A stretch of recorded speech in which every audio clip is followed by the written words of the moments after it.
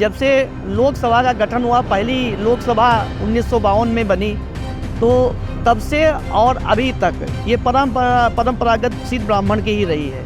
यहाँ ब्राह्मण मतदाता 4 लाख के लगभग हैं। मुझे टिकट प्राप्त होने से ब्राह्मण समुदाय में एक प्रसन्नता की लहर पहुँचेगी, तो ब्राह्मण समुदाय ही नहीं, समाज का हर वर्ग मुझसे प्रसन्न रहेगा।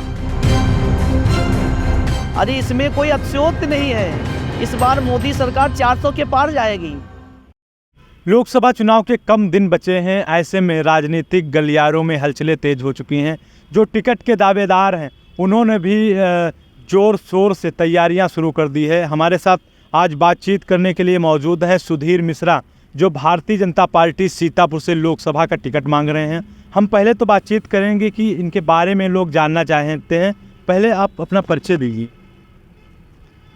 हमारा नाम सुधीर मिश्रा है और हमारी जो प्राथमिक शिक्षा दीक्षा सीतापुर जनपद के एक छोटे से ग्राम जो मिश्रिक विधानसभा के अंतर्गत आता है, गुरेना, वहाँ से हमने कक्षा 5 और कक्षा 8 की शिक्षा प्राप्त की।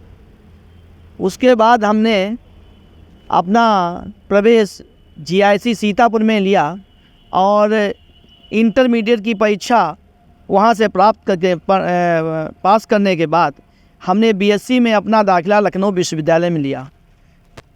वहाँ से हमने BSc किया और 91 में BSc किया और 94 में हमने LLB किया। 96 में हमने प्राचीन भारतीय इतिहास से MA किया, स्नातक की डिग्री प्राप्त की। उसके बाद हमने लखनऊ उच्च न्यायालय खंडपीठ से वकालत प्रारंभ की और हमारे व्यवसाय का सफ़र 1994 से अभी तक वकालत के क्षेत्र में ही रहा और वहीं मैं इस समय उच्च न्यायालय में वर्तमान में वकालत कर रहा हूं और भारतीय जनता पार्टी से बचपन से ही जुड़ा हूं। जब से हमने यहाँ हाई स्कूल पेश किया था, तब से राजेंद्र जी के साथ रहकर, और उस समय राजनीति की बहुत सी चीज़ें ज्ञात नहीं थी, लेकिन चूँकि राजनीति में सभी लोग लगे थे और उन लोगों के साथ जो हमारे बहुत से मित्र थे, उनके साथ हमें हमारा राजनीति के क्षेत्र में राजेंद्र जी के ही आना जाना होता था, उन्हीं को मैं जानता। उसके बाद जब मैं लखनऊ चला आया तो फिर वहाँ से जो है भारतीय जनता पार्टी के संगठन में छोटे स्तर से कार्य किया और 2017 में हमने प्रथम बार भारतीय जनता पार्टी के सेवता विधानसभा से टिकट के लिए अपनी प्रत्याशिता प्रस्तुत की और वहाँ भी हमारा नाम जो है पार्लियामेंट्री बोर्ड तक गया और अंतोगत्वा हमें टिकट नहीं प्राप्त हुआ।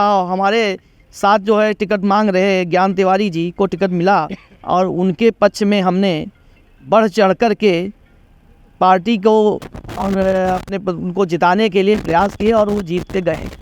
उसके बाद 2019 में हमने लोकसभा से अपनी प्रत्याशिता सीतापुर लोकसभा से प्रस्तुत की और वहाँ भी हमारे ऊपर विचार हुआ, लेकिन चूँकि यहाँ राजेश वर्मा जी शुरू से सांसद थे, बसपा से 2 बार रह चुके थे और उसके बाद जो है भाजपा से वो जीत चुके थे 2014 में, तो पार्टी संगठन ने उन्हें विचार किया और हम फिर भी पार्टी में लगे रहे और तब से अभी तक बराबर लगे हैं। 2022 में हमने अपनी प्रत्याशिता सीतापुर विधानसभा से प्रस्तुत की, वहाँ भी हमारे पर पार्लियामेंट्री बोर्ड तक में विचार किया गया, लेकिन किन्हीं कारणों बस हमें टिकट नहीं प्राप्त हो पाया। हम पार्टी में तब से अभी तक बराबर लगातार कार्य कर रहे हैं। जो भी छोटे या बड़े कार्य दिए गए संगठन से, उसे हमने पूरा किया और 2017 में हमें विधि प्रकोष्ठ का, क्योंकि मैं अधिवक्ता हूं उच्च न्यायालय में, तो विधि प्रकोष्ठ का मुझे दायित्व दिया गया। विधि प्रकोष्ठ में सह संयोजक के पद की भूमिका हमने निभाई। 2019 में जब हम टिकट के लिए आ गए तो वहाँ से हमने अपना जो है अपनी असमर्थता संगठन में व्यक्त की और हम संगठन से वहाँ से मुक्त हो गए वित्त प्रकोष्ठ के कार्य से।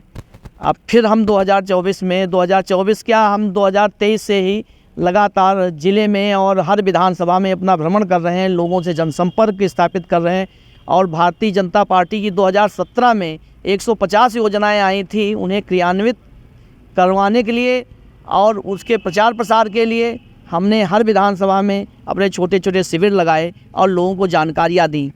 यही नहीं, एक विधानसभा से दूसरी विधानसभा, दूसरी तीसरी चौथी पांचवी विधानसभा जो सीतापुर लोकसभा के अंतर्गत आती हैं, वहाँ जाकर और वहाँ के गाँव में जाकर के हमने भारतीय जनता पार्टी के विकास के कार्यों को जो अभी तक किए गए हैं उनका ही प्रचार प्रसार किया। गांव में जाकर भारतीय जनता पार्टी का प्रचार प्रसार शुरू से ही करते आ रहे हैं और 2019 में लोकसभा का चुनाव जब चल रहे थे तब भी टिकट मांग रहे थे, लेकिन भारतीय जनता पार्टी ने इन्हें टिकट नहीं दिया था, राजेश वर्मा को दिया।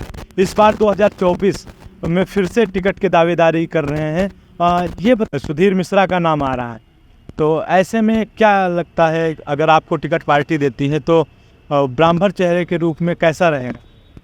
देखिए, ये सीट जो है भारतीय जनता पार्टी की, जब से लोकसभा का गठन हुआ, पहली लोकसभा 1952 में बनी, तो तब से और अभी तक ये परंपरागत सीट ब्राह्मण की ही रही है। यहाँ ब्राह्मण मतदाता 4 लाख के लगभग है और हमारे भी अपने हर विधानसभा में सर्वे किए गए, उनमें भी गाँव में मुझे ब्राह्मणों की संख्या ज़्यादा प्राप्त मिली। तो उस नाते से ये सीट ब्राह्मण को ही जानी चाहिए और ब्राह्मण को पूर्व में गई है और हमें टिकट पार्टी देती है। और जनार्दन जी के बाद जो है ब्राह्मण चेहरे के रूप में मुझे जो है चुना जाता है। तो जैसा भारतीय जनता पार्टी ने सोचा है और जो उसकी पार्टी की इच्छा रही है और जो आम जनमानस है, मुझे टिकट प्राप्त होने से ब्राह्मण समुदाय में एक प्रसन्नता की लहर पहुंचेगी, तो ब्राह्मण समुदाय ही नहीं, समाज का हर वर्ग मुझसे प्रसन्न रहेगा। ये मैं विश्वास पार्टी को, आम जनमानस को दिलाना चाहता हूँ। अगर पार्टी आपको टिकट देती है तो क्या मुद्दे रहेंगे सीतापुर के लोग जानना चाह रहे हैं? सीतापुर में अभी तक जो विकास कार्य नहीं हुए हैं और जो विकास कार्य अधूरे हैं, अधूरे विकास कार्यों को पूरा करना, और जो प्राथमिक से हमारी जो सीतापुर के मामले में रहेगी हमारी, वो शिक्षा का जो क्षेत्र है। शिक्षा के क्षेत्र में बहुत से लोगों ने कार्य तो किया है लेकिन उन्हें ऊंचाई तक पहुंचा नहीं पाए हैं। तो यहाँ के जो छोटे से विद्यालय हैं और वो जो विद्यालय हैं, वहाँ से बच्चे प्रतिभावान निकल के आ रहे हैं, उनका पलायन राजधानी की तरफ जाता है। यदि वो शिक्षा का स्तर यहाँ पे अच्छा सुधारा गया तो वो जो है यहीं से बढ़ के निकलेंगे और यहाँ का नाम भी अच्छा होगा और वो यहाँ के विकास के बारे में सोचेंगे। राम मंदिर की जो प्राण प्रतिष्ठा हुई है उसके बाद एक देश में अलग सा उत्साह देखने को मिल रहा है। कई सरकारें रहीं लेकिन अभी तक नहीं हो पाई। भारतीय जनता पार्टी की सरकार में ये जो कार्य हुआ, इस पर क्या कहना है आपका?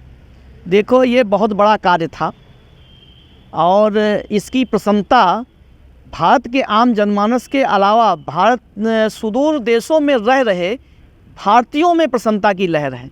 अभी आपने बुर्ज खलीफा पे देखा कि वहाँ भी दीपावली का उत्सव मनाया गया। विदेशों में रह रहे जो भारतीय हैं उन लोगों ने प्रसन्नता व्यक्त करते हुए रैलियाँ निकाली, बच्चे दिवाली मना रहे थे। भारत में तो गांव-गांव में तो ये सब दिवाली मनाई जा रही थी, शहरों में थी, और ये जो कार्य हुआ ये हम लोगों की अस्मिता जो खोई हुई थी वो वापस हुई है और हम लोग गौरवान्वित महसूस कर रहे हैं कि जो 500 वर्षों से हमारे वो पूर्वज ही रहे, 5 दशक गुजर गए, 5 पीढ़ियाँ गुजर गईं, 500 वर्ष का बहुत लंबा कार्यकाल होता है। उसमें कितने लोगों ने अपना बलिदान दिया और वो बलिदान जो है हमारा व्यर्थ नहीं हुआ, साकार हुआ और आज हम अपने गौरवान्वित महसूस कर रहे हैं कि हमारी खोई हुई वो असीमता वापस आई और हम लोग प्रसन्नता का अनुभव महसूस कर रहे हैं। कुछ माह बाद लोकसभा का चुनाव होने वाला है, क्या लगता है मोदी सरकार फिर से रिपीट होगी? मोदी सरकार फिर से रिपीट होगी? अरे इसमें कोई अतिशयोक्ति नहीं है।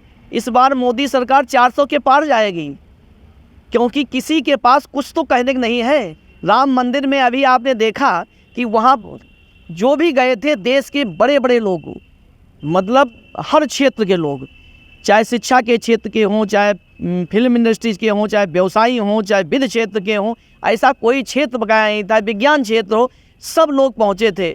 लेकिन हमारे देश की जो विपक्षी दल है वो सब जो विभिन्न पार्टियों के एक एक सदस्यों का विपक्षी दल है, उन सभी लोगों ने एक मत से मोदी के विरोध स्वरूप भगवान राम को नकार दिया, भगवान राम के मंदिर नहीं गए। सीतापुर वासियों से कुछ कहना चाह रहे हैं? सीतापुर वासियों से निवेदन है, प्रार्थना है कि सभी लोग जो है अपनी विचारधारा प्रगति की तरफ बढ़ाएं और उसमें प्रगति के मार्ग में जो लोग आगे बढ़ें उनका जो है समर्थन करें। या थे सुधीर मिश्रा जो भारतीय जनता पार्टी से सीतापुर से लोकसभा का टिकट मांग रहे हैं और या लगातार क्षेत्र में भी सक्रिय हैं। वो 2019 में भी चुनाव के टिकट मांग रहे थे भारतीय जनता पार्टी से, विधानसभा का भी चुनाव के लिए टिकट मांग रहे थे सेवता विधानसभा से, लगातार पार्टी के लिए समर्पित हैं। ऐसे में क्या पार्टी इन्हें 2024 में लोकसभा का टिकट देती है या नहीं, या तो आने वाले लोकसभा चुनाव के दौरान ही पता चलेगा। वीटीवी न्यूज़ से विपिन राजवंशी, सीतापुर।